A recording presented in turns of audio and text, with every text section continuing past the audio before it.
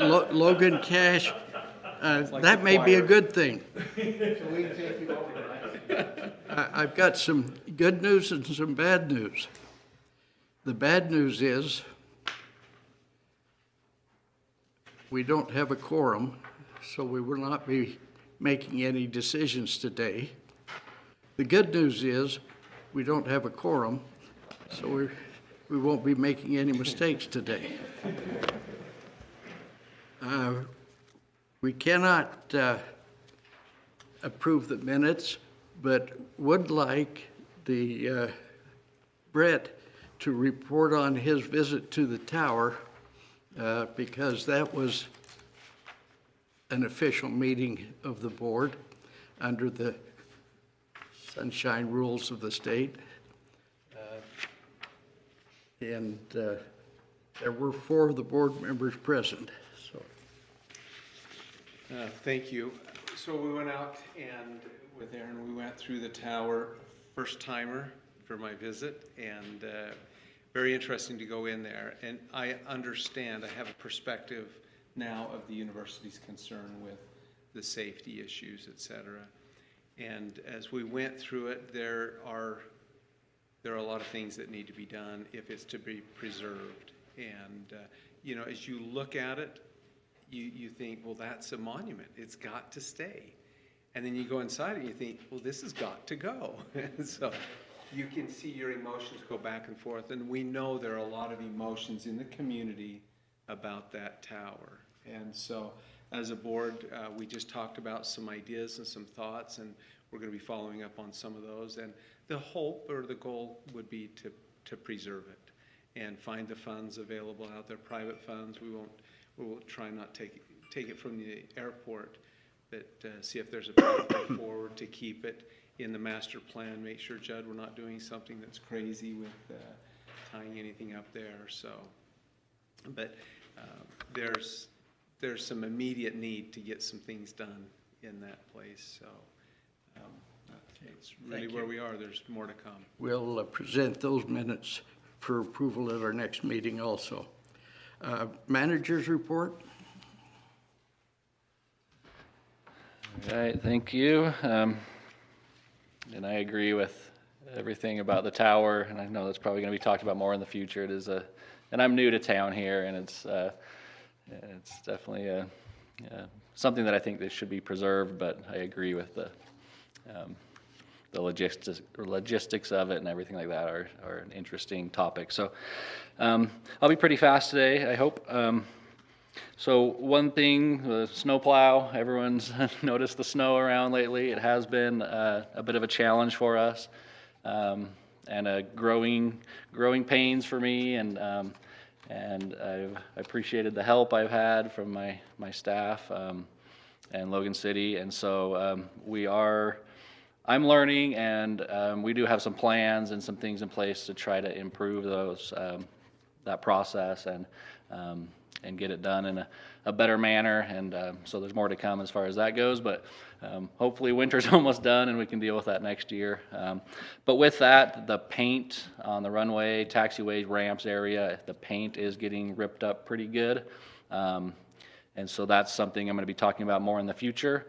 And I know that some of the runway and taxiway preservation projects will hopefully cover some of that, and so hopefully we're not responsible for the bulk majority of the cost of those, but I just wanted to throw the paint out there that it is going to be something I'll be talking about more in the future. Excuse me, Judd, would you make sure that gets brought up with the state? Yes. Next week as part of their next preservation project. Good morning. The next item that's kind of probably the biggest topic of discussion is the fuel farm. We have brought this up in the past in a few meetings, and the FAA, like we've all said, they are mandating some new regulations on the fuel farms, and the age of our fuel farms has brought us to explore replacing the fuel farms, the fuel tanks, and the whole system. We've got some prices, some rough estimates as far as costs go. And just like we all know, I think everything in the last couple of years has doubled in cost, and every time you hear a price, you kind of choke. And I'm still choking over them. And so some of the estimates are $1.5 million up to $2 million to take care of the fuel farm. I think a couple years ago it was maybe closer to $1 million, but everything has gone up, and getting it in writing. We have quite a bit of details that I can get you guys as far as breakdowns and exhibits and drawings of where those different ideas are, but basically we boiled it down to 3 or 4 different ideas, and the cheapest one's about $1.5 million. And that's, like I said, a rough estimate. We had some game plans to try to get this funded. The wraps and restaurant tax was our initial idea. The application is due tomorrow at 5 p.m. for that. They're obviously not going to give us $2 million. They might not even give us $500,000. I don't know. That was kind of that was my plan. When I thought it was about $1 million, was to ask them for 700. Ask the state UDOT for 300, and then the airport would come up with 1 or 2. But now that we're 1.5 to 2 million range, I guess I'm asking for some guidance on how to proceed with that. If I should still ask for that wraps, if I should fill that grant out. Like I said, I don't know if it's a good thing to ask for 500,000 from them if we can't even come up with the other $1 million. I've had some discussions with John about this, and I feel like we're kind of looking for some help, some guidance, and so there's 2 issues with the fuel farm. Obviously the FAA and the new mandate that they've put in place that comes in effect in June. We're supposed to have an automatic fuel shutoff device. And so we were worried about spending the money on the tanks that are 20 plus years old and deteriorating, and they're right next to a wetland and springs. And so the environmental risk of those tanks being located where they're at and their age and their condition is the other aspect of it. So this is definitely, so I think it's important today because that application is due tomorrow. I have it all filled out, ready to be submitted, but I don't know if I don't want to waste that ammunition or whatever the right word is if we're not going to use it, it's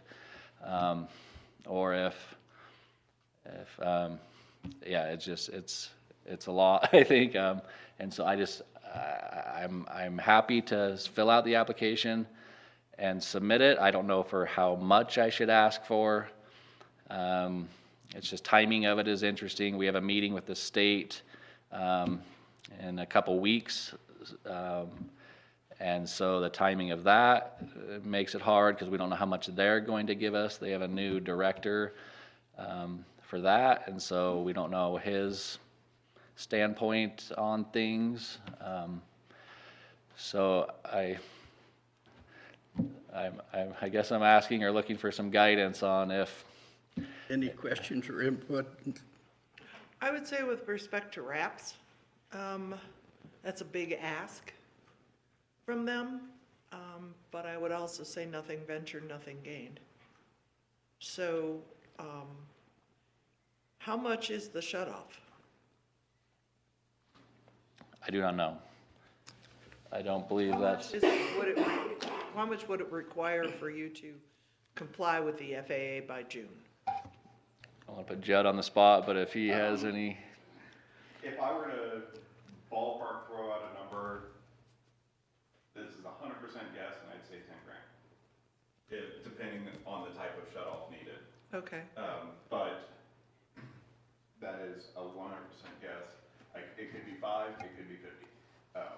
So it seems to me like we need to comply and then create a longer-term plan for the farm itself. But I There's don't, also options are a phased approach.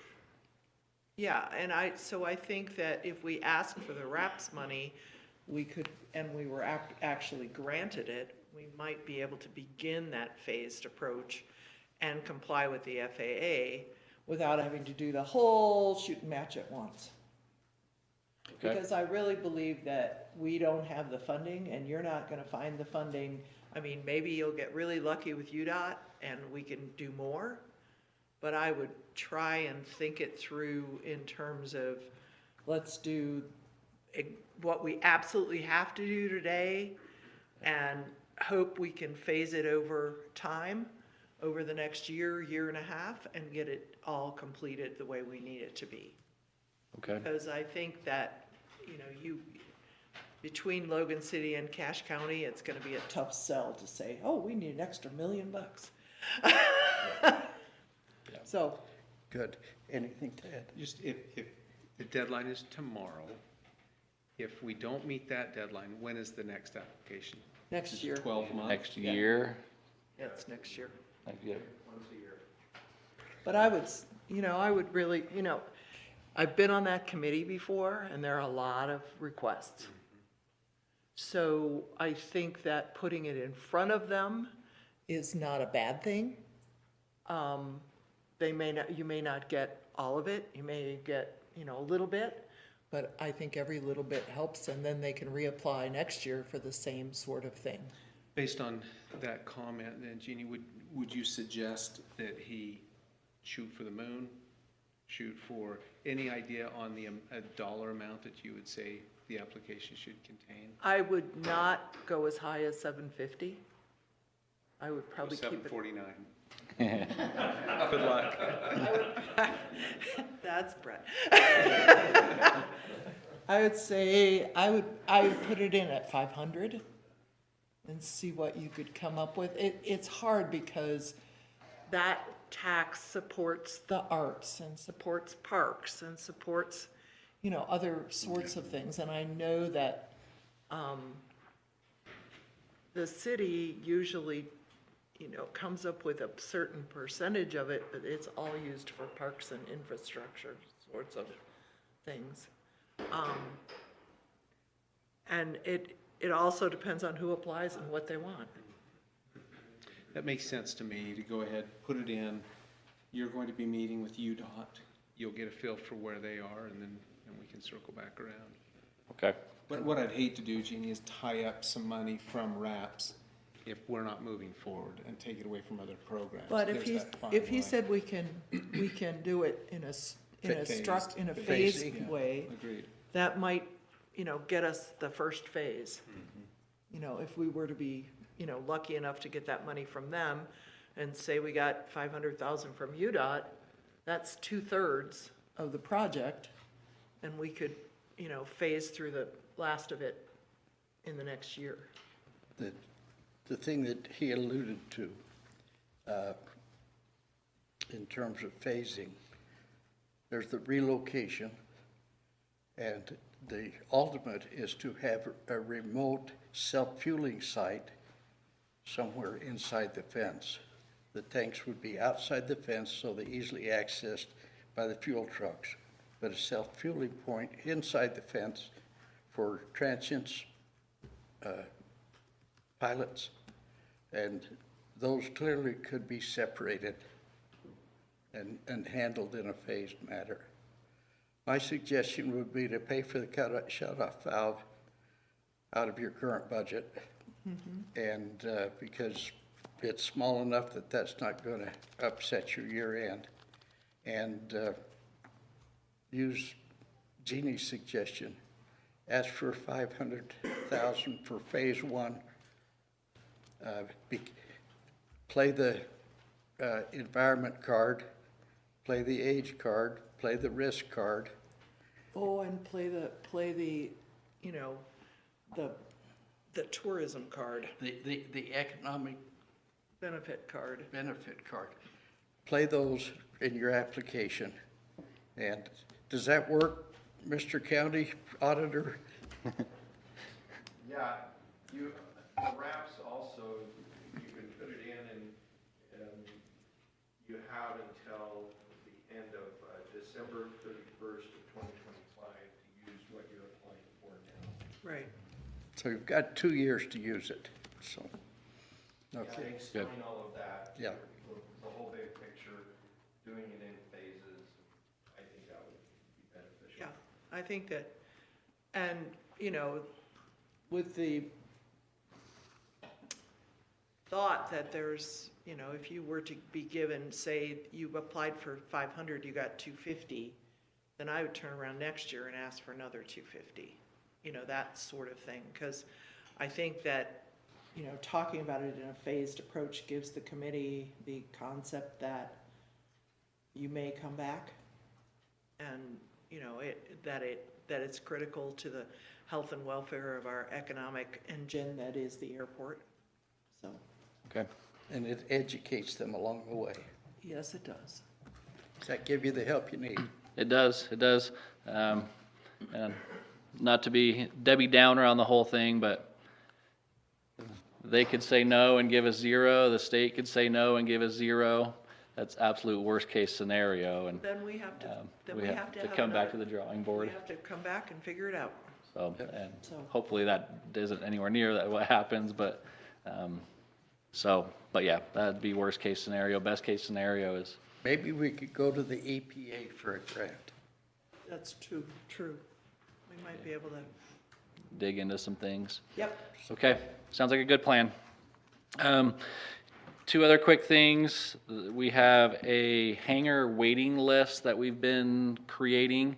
We have 2 spots right now that are ready to be built on, and I have 1 person for each lot. So I basically have 2 people lined up for those spots. And then the Taxiway India project, we're creating a waiting list for those open spots. So I just want to give you an update that I'll probably be presenting you a letter soon from those 2 individuals to start building those last 2 hangar spots that we have today. Can you pull it up for me, Jeannie?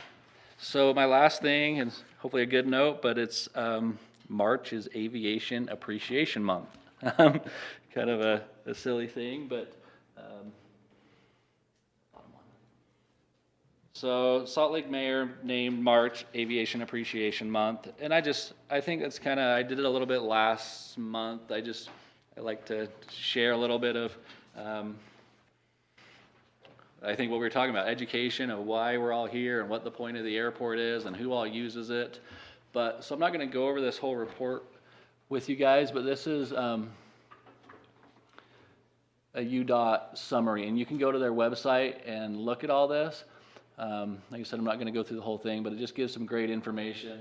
Like this is where Utah ranks in a lot of things.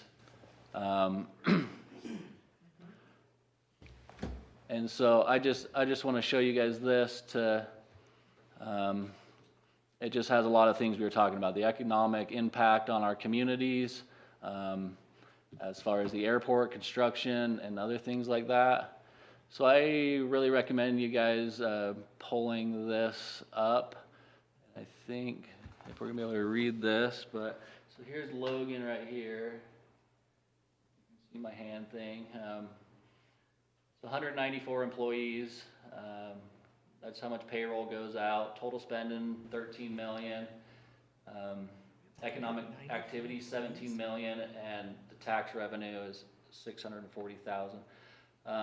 And so this over here, this is all our commercial.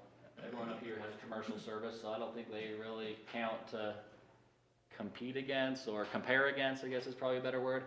But this is a cool thing that I found just looking through this of where we fall compared to a lot of the other airports.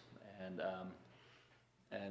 our master plan, things that Judd has been working with that we're going to be presenting soon, showing how busy we are, that I don't think anyone realized how busy of an airport we are compared to other airports in the state, especially as far as funding goes and things like that. So that's why I think it'd be great if everybody wants to jump on this website and go through this. I thought it was a pretty cool, a lot of information on here. And then the other one, I'll show you real fast, is from the same, but this one is Logan-Cache Airport specific. So if you get on here, you can see the Utah-wide one or airport individual, and this has a lot of great information about jobs created, and so it kind of just breaks down specifically Logan's activities and how busy we are. And another big thing that they do talk about in this is how underfunded airports are, and things like that. So I just thought this was a really good bit of information that I encourage everyone to get on their website and check that out. We are the second busiest airport in the state, behind International by a wide margin. Thanks to the Aggies. Well, Aggie Aviation. Yep, so.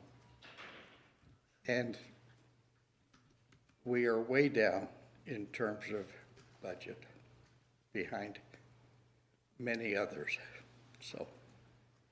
So, I have to ask the mayor, but would you be willing to come and just talk about Aviation Month, March being Aviation Month, and at the city council meeting?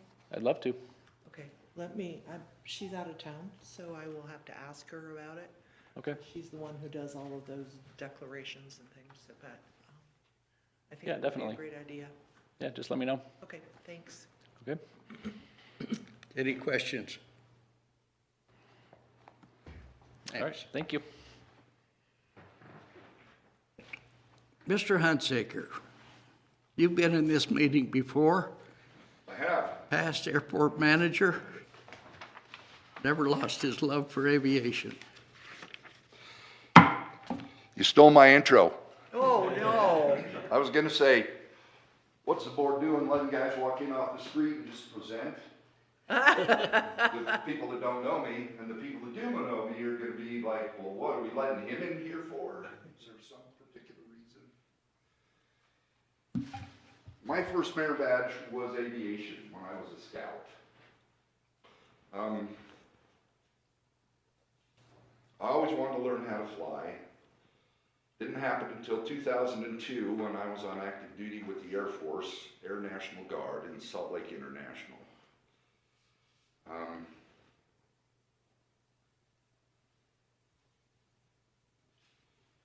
I went to Utah State, got my degree in aviation maintenance with a minor in management, graduated in 2010.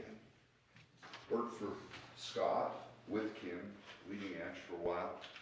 Worked down in UVU in their aviation shop for a while. Right now, I'm completely retired. I've had, I don't know, what, 5, 6 careers, something like that. And counting. And counting. I'm completely retired, although I do help Dr. Dan Boston, who stumbled into a box of airplane parts and is having a hard time kind of turning that into a flying machine. I owned an airplane for a while. I owned actually the predecessor to Dan's Kit Fox. It was an Avid. I flew it out of Brigham City because Logan, well, there was no room in Indiana at the time I had my airplane. I want to talk about something that is near and dear to my heart. When I was the airport manager, there is a plethora of documents in that office. And I went through those, and among those documents I found construction drawings for that structure. The drawings were dated November, I think, September 1941. Oh, wow. They were drawn by two people, the current Logan City engineer, and a gentleman up on campus of the Utah State Agricultural College Engineering Department. So both USU and Logan City had a hand in the development of the tower. It was built in 1942 by the Army Corps of Engineers, who did a ton of work on the field. They re-gravelled the two non-paved runways, or auxiliary runways. They did a drainage plan and put drainage into the field, which is freaking zero elevation, so it floods every single time. At that point in time, I decided, God, what a great idea. I think Jet Center was the leaseholder at the time, which included the terminal building, the old terminal building, and the tower. The tower was used for storage. That's all it did. Threw junk in there and closed the door. When USU purchased the lease or leased that, basically it was storage for y'all, wasn't it, Aaron? It also housed our cameras and our Wi-Fi, Right. our internet beam. So some function. A little, but it wasn't used for much. It wasn't used for what it was designed for. When the Army Corps built it, this tower, and let me show you a great picture that illustrates that particular concept. If you're a theater-going person or a movie-going person, the very best seat in the house is center stage, first row. When they built that tower at the airport, that tower is center stage, first row. You have a completely unobstructed view of every runway on the airport, every departure end, every arrival end. You can see the taxiways, you can see what's going on out there. I thought in my little brain while I was sitting at the office before I was mowing the lawn or plowing snow, which, holy cow, why don't we turn that tower into a place where the community can come, wind their way up that spiral staircase, sit up there on that observation deck, and appreciate aviation from the very best seat in the house. And that's how I sold it to John. I came up to him at the end of the January meeting, and I asked him if you have any meeting in February, and he said, no, we don't have any agenda items. And I said, well, okay, how about this? Why don't we make the tower the best seat in the house? Allow people to come who are interested in aviation, or maybe they're not.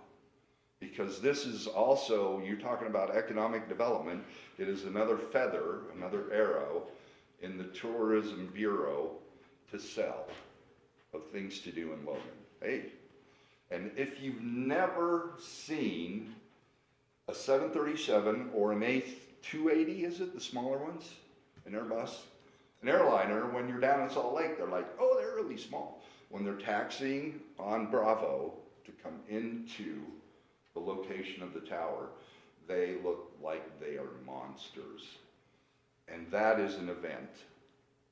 Anybody would be interested in watching that. Many airports actually set aside areas for people who are interested in that, who like aviation, who want to not necessarily learn how to fly, but who want to be closer. Come down and sit and watch. They provide parking, they provide tables, even shade. I mean, trees at an airport, who would have thunk it? And that allows those folks that are interested in supporting aviation, even if only from a passive perspective, come and do that. And so my thought was, why can't we do that here? And so that's my proposal. That is what I really would like to see happen. I understand I worked in a job that was every single day liability prone, huge. So I understand liability. But I also, last summer, was in Tybee Island, Georgia, at a lighthouse, that has been restored, that has a spiral staircase to get to the top. And they do allow people to go out onto the observation ramp, and holy cow. And I don't recall that there's a ton of safety features on their observation tower. I don't remember, my brain has started to decay, but it's a beautiful view. And the same could be said for the tower at Logan City. And let me tell you the other thing that I love about aviation, when you see that blast off the end, the departure end of runway 34, there's nothing like it in the world.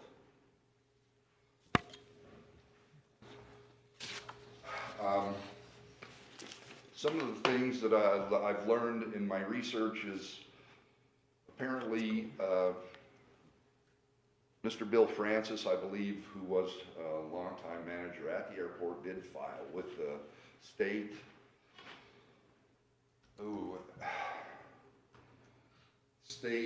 preservation office, historical preservation office. But the application was incomplete and they took no note. And an easy thing that we can do, and I don't know where the tower legally lies in limbo, but one of the first things that we probably should do if we're interested in preserving this tower, and I think we should, we were part of the civilian pilot training program in World War II. The tower was built to observe and control 52 instructors. How many do you guys have out there? 68. So they've exceeded us. You have 68 airframes? Close. 40-ish? 44. Yeah.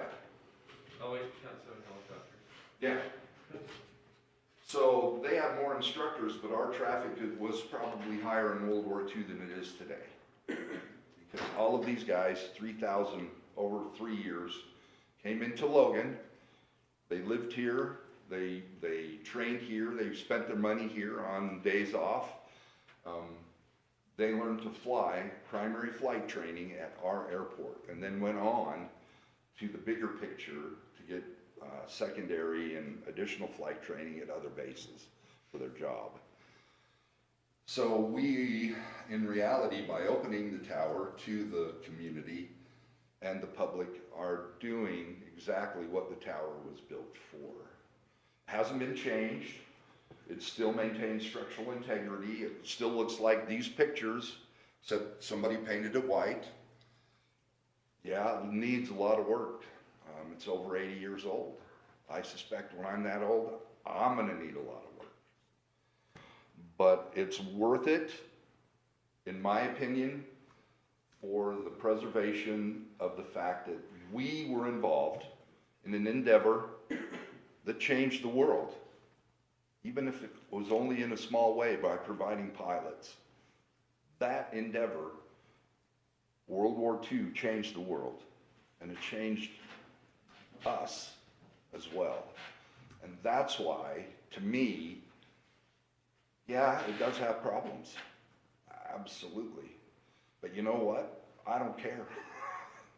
And I am not a liability manager.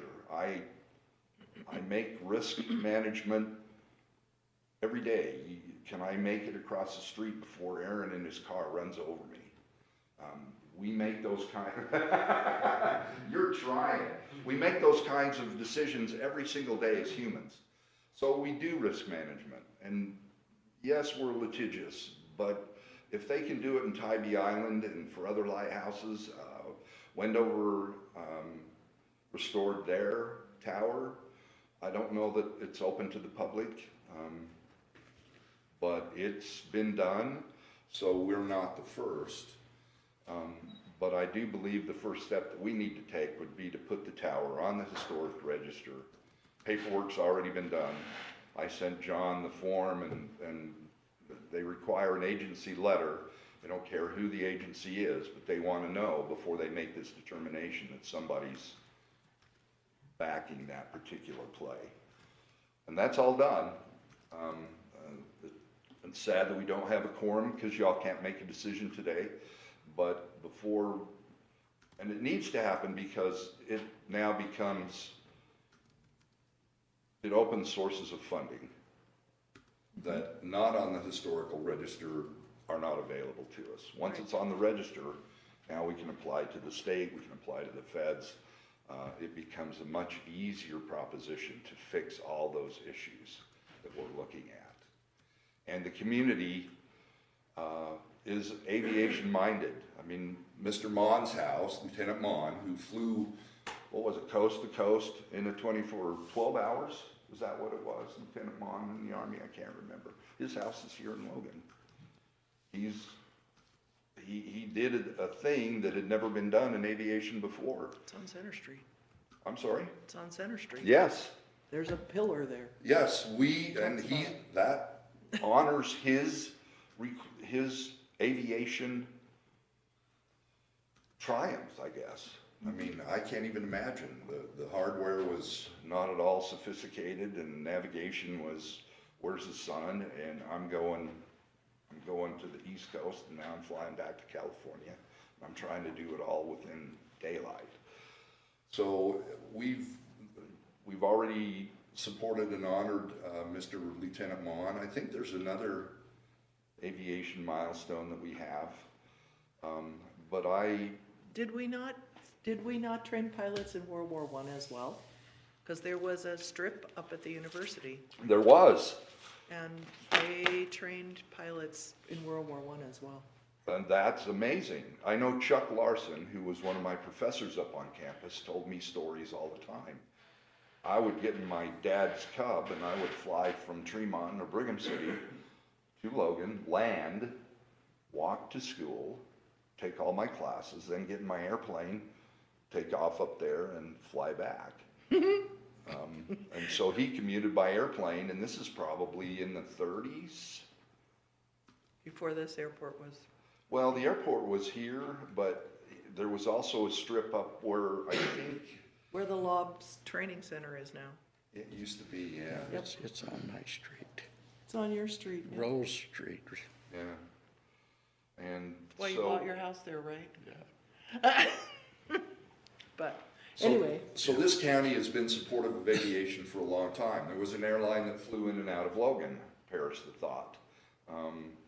Logan's always been busy. I am one of those guys, of course I don't fly anymore, I haven't flown for a while, I'm not current, but every time I see an Aggie airplane, I go, yes! Because these are guys that are helping our aviation community grow. And they will never forget that their training occurred in KLGU. Scott's been here for a long time. His FBO is also contributing to the growth of pilots on our airfield. And our airfield has a great history, and that history needs to be preserved in order to remind the folks that will come and fly of what their heritage in this valley for aviation was. So thank you for indulging me. I appreciate your attention. If you have any questions, I told John I will carry a shovel. I will do whatever I need to do to help move this forward. Now, I'm literally just the guy off the street, but I'm willing to work because I think this is a really important issue, regardless of the problems that the tower has. So thank you for your attention. thank you. Any questions? No, I have a question of you. So Ask your question. he said he would like that we need a letter, and it can come from the Airport Authority Board, is that correct? Does that require us to vote on it? Because it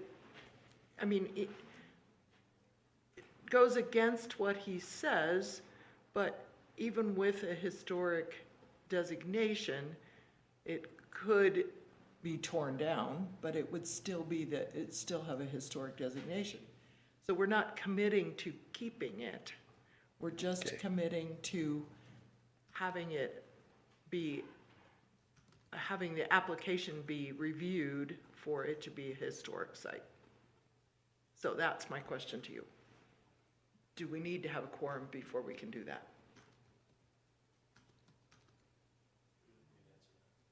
What? In order to send a message, that's not a decision, that's not a binding resolution, for example. So if you wanted to send a letter and you all wanted to sign it, that would be fine. I'll do it. Because I would like to get that ball rolling anyway. I'll do it, based on council.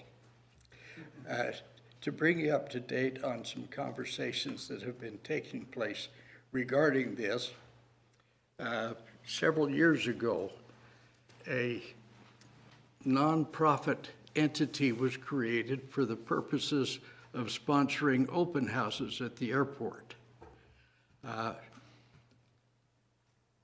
It's very likely that that entity or one like it would be a suitable donee of the tower. And that would be the vehicle to receive donations and would create a veil of some separation from the Airport Authority Board if there is a concern with regards to liability and how it might reflect back on the city or county. Not finalized, but appears to be that that's a likely course we can take. They already have a 501c3 status and Yes, they do. they're active? Yes, And do they have a board? yes. Okay, thank you. That pretty well makes it legal, doesn't it? Yeah.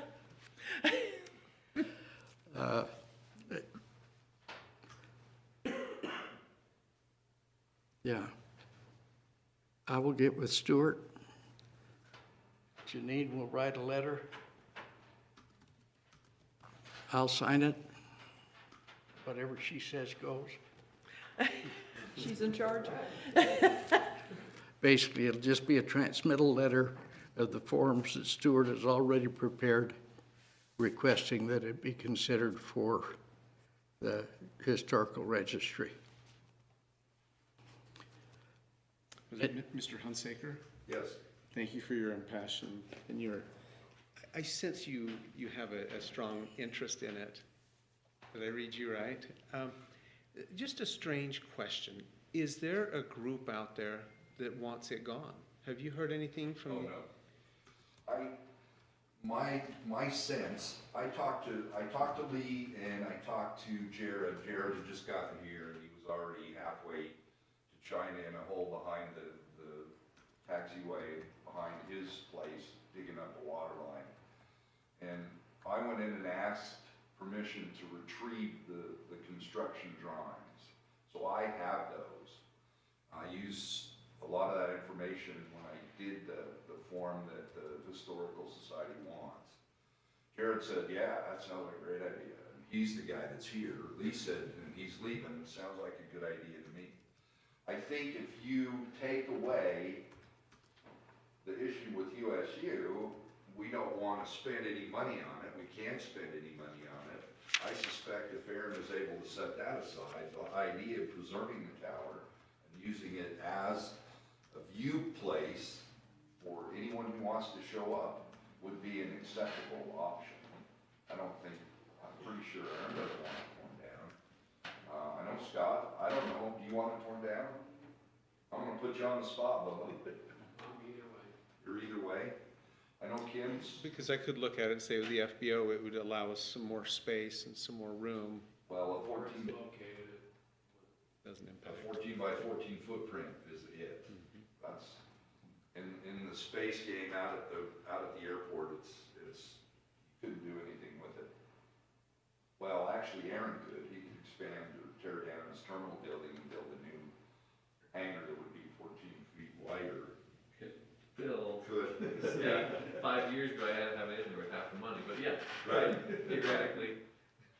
So Thank I you. don't That, think so. I appreciate that. Thank you. So in shorthand, there's no group of people working against the preservation. Right. I agree, I don't think anybody's against, nobody wants it torn down, I think there is some logistics to it. in my learning about it, I've heard maybe if it is put on the historical list, it will limit what we can do with it. And I don't know the details of all that, but I have heard that once it's on the registry, that there is now, I don't know, can you turn it into an observation? So now we're kind of under those guidelines, which is just something that should be looked into. We don't own it. Can we apply for the registry if we don't own it? We own the land on which it sits. Rights and powers. And then the other thing, if we turn it to an observation tower, I know it's a liability thing and trying to emotions and legality aside, but somebody has to be responsible for who's in there, what they're doing, who's cleaning it, who's locking it, things like that. Well, okay, I'm gonna say that we have to go one step at a time, just like we did before. Because if there is a 501c3, when I'm listening to John, I would conceptualize that group would be in charge of who's there, when they're there, and all of the maintenance for that particular facility.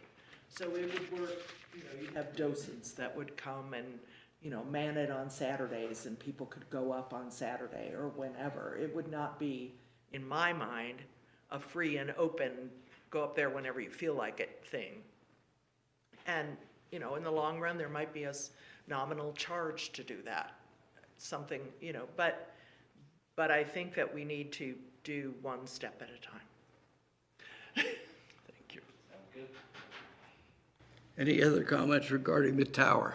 Yes. Can I respond to that? I left out one thing, what I also want to do in the space there is convert some of that into a museum.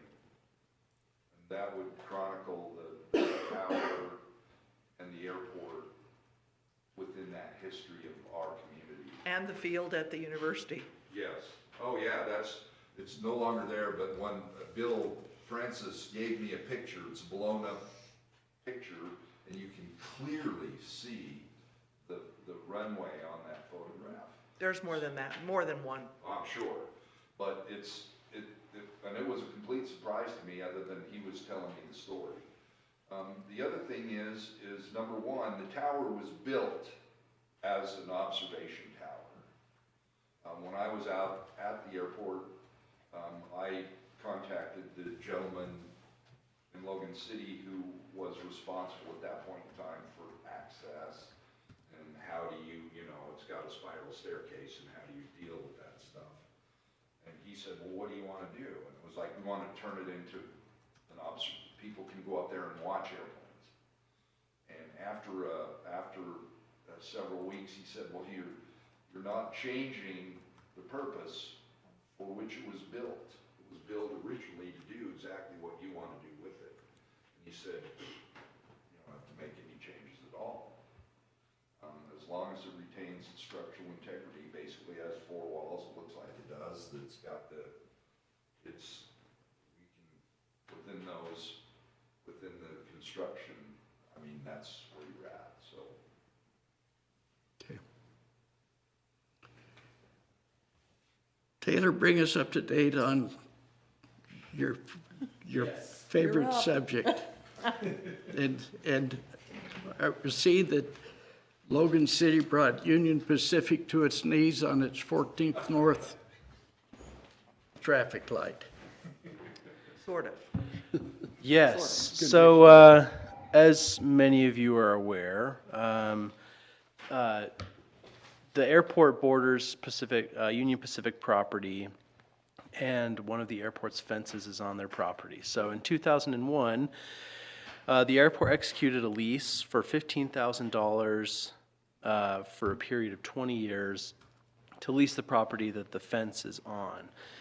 And recently, the lease ended in 2021, and Union Pacific proposed a new lease of $60,000 per year. So Can't believe that.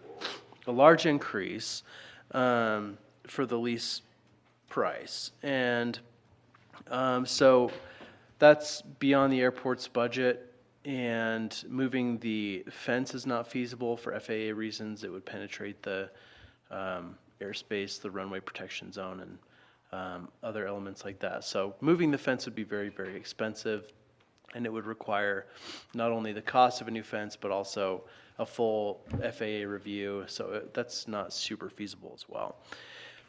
So it's definitely in our interest to keep the fence on Union Pacific property. And so Judd Hill, a lot of these numbers come from him. He did a lot of great research on this. So in their lease proposal, Union Pacific, I'm not sure if they just are going off of mistaken records or something, but they claim that they own a larger parcel than they actually do. And if I could just...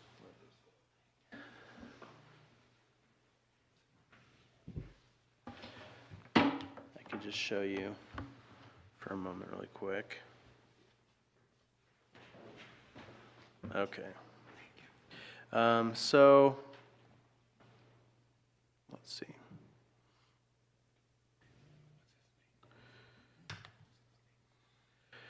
So, as you can see right here,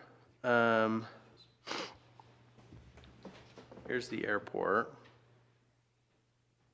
up above, and here is the Union Pacific Railway. The actual train track? That's correct. This is Airport Road, so this is oriented west is the top. So below that road, their right-of-way is actually larger. So if you just look at the parcels right here, Oregon Short Line Railroad. So here, this large square extending below, this is the airport's right-of-way. But above this road, their right-of-way is actually shorter. No, wait a minute, Less where wide. are we now? So we're oriented north-south now. So this road, this is Airport Road. Okay, And this is the airport, right? Correct, that's the end of the runway and the local. That's right. This is the end of the runway. Not Airport Road, beside that was 37 south, or 37 north? Yes. oh, now I'm really confused. 37 north. Okay. South and south. South is up, okay. No, so north is up. We're north-south now. Sorry. So north is up. Now I'm really confused. Because I can't read any of that anyway. Can you go back to the other exhibit really quick? Yes. So, Okay. the road vertical running up and down, Right, that road right there. So we're looking is at now rotating 90 degrees. we're looking at this section right here in this next picture. okay. If you see my All right. cursor. So 2,500 north. Okay. so flip 90 degrees. So if you can see, I can see that now. Okay. I couldn't see it over there. yes. So this right of way here, you look at this parcel, it's significantly wider than this right of way. So in Union Pacific's lease proposal, they reflect that this larger right of way, they reflect it along this entire border of the airport. And that's incorrect. And so in the 2021 lease, we were leasing about 430 square feet, 430,000 square feet, about close to 10 acres. But after looking at survey documents and looking at where their right-of-way actually is, so this is, again, the Oregon Short Line Railroad right here, and the boundaries called out on this survey that was recorded here in Cache County, their right-of-way is actually what's reflected here on our GIS. Their right-of-way is actually this compressed right-of-way rather than this larger one beneath airport or south of Airport Road. And so taking that into account, we actually only would really need to lease a much smaller amount of territory. That would be 168,000 square feet, because we would only need, instead of that needing to lease far into that larger right-of-way, since the right-of-way is so compressed, the fence is only 15 feet in that smaller right-of-way. And so that 15-foot strip, 15 feet by 11,208 feet, that's that 168,000 square foot rectangle that we would need to lease from them. So it's a significantly decreased amount of property. So, so part of the reason why this Union Pacific proposal for $61,000 per year is particularly outrageous, I would say, is so not only that decreased territory that we actually need to lease, but in the year 2000, the airport actually executed an navigation easement. And what that is it's an agreement that the airport is purchasing all the airspace above a piece of land. And so all the airspace above their land is actually owned by us. So they can't build anything past a certain level. So that would significantly hinder any development, any industrial development, or, I mean, possibly real, residential property or anything like that. Signed by Union Pacific? Yes, in the year 2000. That was executed with the airport. And then last, another thing that's in our favor is that the city of Logan has zoned the airport. Here's the airport zoning map. So here's Logan proper, and here we come up to the airport. So Logan City has created an airport zone, which is a best practice encouraged by the FAA all across the country to create zoning so that airports don't have problems with expansion encroaching into their airspace. And they also amended their city code, creating this overlay zone and requiring that permitted uses have to comply with the airport master plan. So all that together, the navigation easement and the zoning changes, it essentially ends all possibilities of development in this area. And so that significantly dampens the possible value of this land for anything other than just being open territory. You could graze cows there possibly, but about the only feasible industrial use is its current use of just running trains along the track. No structures could be built there.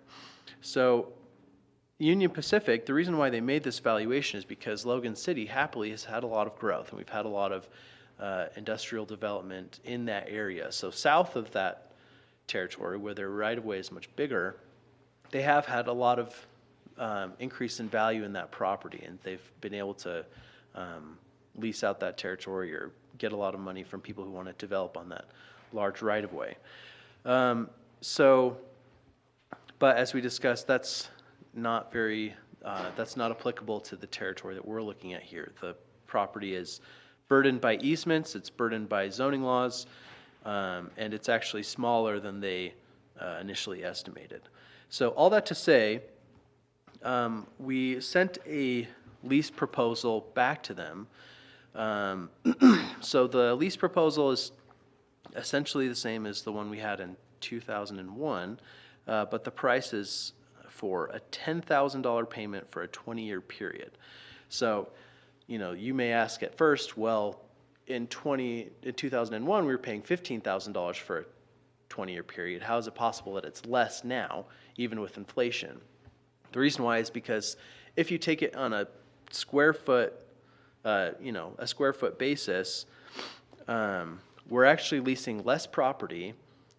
So we're paying about 2/3 of the money for about 1/4 of the land. So in the price per square foot, in the 2001 lease, we were paying about 0.036, so about 3.5 cents a square foot. And for a 20-year lease for $10,000 for this decreased area, it's 5.9 cents a square foot, so nearly double the rate per square foot of the 2001 lease. But it just reflects the fact that we are leasing a decreased area of land. And so based on what we just discussed, the zoning map, the avigation easement, and the Logan City Code, we feel that it's a fair price in our initial return salvo to their proposal. That $10,000, it's a gain for them. It's a doubling, close to, of their rate for that per square foot, but it's just a decreased amount of property that we're leasing from them. And so at this point, we're waiting to hear back from them. This negotiation will be ongoing, but it should be worthwhile for the airport board to determine what exactly their cost sensitivity is. So $10,000, I doubt that they'll take that number right off the bat. That's not usually how negotiations go. They shoot us our top number. We lowball them as best we can in a supported way, but it's likely going to end up higher than that. And so given the fact that the airport needs that fence there, and it would be extremely burdensome to move it, the airport board needs to figure out what exactly your top level that you're willing to pay is, so that we can figure out where we can negotiate within that boundary. What was their per square foot? The $61,000 per square foot, that, let me look. It's farther down Okay. in that main paragraph. I believe it was over $2. Yes, $2.86 a square foot versus 3 cents a square foot that they had. Or no, for 20 years, yeah, for the 20-year rate, it's 14 cents per square foot per year. Versus Per year, it was 1/10 of 1 penny. Yes. So for the 20 years, 3 cents a square foot for 20 years, or $2.86 for 20 years. So it's a monumental increase. It's so I don't think that they can support that of what valuation it would allow it to be that way. Unless they just press on the fact that they know for a fact we need the fence there, and that it would be extremely burdensome to move it, and then they know that they have us. How much would it cost to move the fence? Conservatively, $1 million, and a lot of burden with the FAA regulations to redo a lot of that. I'm not an expert on that, but that was a number that was thrown out to me. So. Really? We did, I'm trying to think how we got to, I'd have to go back and look at those numbers. Yeah, it's because we would need, the proper fence height that we need is like 10 feet high or something, and a 10-foot high fence engineered the correct way for that 11,000-foot span would be very, very expensive. Fences right now are going for about $25 a foot. And you can't move the fence you've got? The existing, no, it's wooden post, it's a wildlife fence, wooden post in the ground. Then it also comes into play with, the reason the fence is in that location is because you have an ILS landing system, ground-based ILS system. Right. And that requires a significant amount of clearance on the left and the right of the runway. Got plenty of room on the west, because that's all airport, but on the right, that fence, the rest of your fence around the airport is 8 feet tall. That stretch is actually only 6 feet tall because of needing to keep clear of the airspace being talked about, based around the instrument landing systems. Okay. So we have a lot of leverage because we are able to show that that land is essentially worthless to them for any sort of development. Their trump card, for better or worse, is the fact that we must have that fence there. That's essentially non-negotiable for us. We must have it there unless we want to undertake a large project, very expensive, and encounter a lot of regulation pressure from the FAA. So for those reasons, we need to figure out what exactly our top line number is that we're not willing to go beyond, where it would become worse for us than just moving the fence. I suspect that number is higher than you may think. And so I would encourage you to think about that and discuss that, so that when we receive their return lease proposal, we'll know exactly what our levels are. we're 2 years out, right? The lease was. That's expired correct, uh-huh. 2021. Right. Or month to month, whatever that rate is. Have you had any interactions or just via email? Email and one phone call. How did the phone call go? Fine. I interacted with a man named Rick Harris. He didn't seem particularly unfriendly. He's just doing business. I suspect that Union Pacific is pushing down from above to try and extract as much value out of their real estate as they can. But he seemed to realize, and it's clear that the 61,000 per year that's just something they start with. They shoot for the moon, and if they come below that, then it's higher than $10,000 every 20 years. So, but as far as my relationship with Rick Harris, he seems to be fine. I don't detect any animus towards the county or anything. You just open a negotiation, you have some interaction. you Yes. have Mm-hmm. some, stonewall, that kind of stuff. I'm assuming, Jason, you'll just come up with the money, whatever. Any issues, any I have to concerns? crack into the piggy bank for that. So, And I do have some contacts within the railroad, Okay. if it would be of any help. Okay. I'd be happy to do what we could. so that's my report. That's the state of our negotiation. We've sent our reply, and when we hear back from them, I will be happy to report back. And in the meantime, consider carefully how much you're willing to spend to avoid moving the fence. So, thank you. Appreciate your following that for us. Any other items to bring before the diminished board?